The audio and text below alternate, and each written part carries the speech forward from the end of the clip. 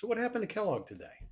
It's up almost 31% right now. I'm glad you asked. It was announced today that Ferrero is going to buy Kellogg for $3.1 billion. Now, the key on this is the $23 a share that it's paying. So you will notice that the increase is almost exactly to the $23 a share. For those of you who are wondering, Ferrero is the Ferrero Rocher and the Nutella and the Kinder Bueno and that kind of stuff. So again, it's a large company, but it is a family-owned business.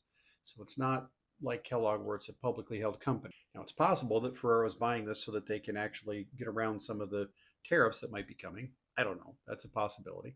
The other is they just think it might be a good time to buy it, which I don't know that I agree or disagree with, but doesn't really matter.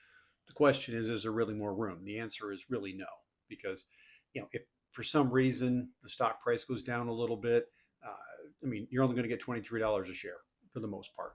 So if it does dip maybe 10, 15, 20% or whatever, there might be a possibility for a buy. But if for some reason this falls apart, you could lose all this gain too.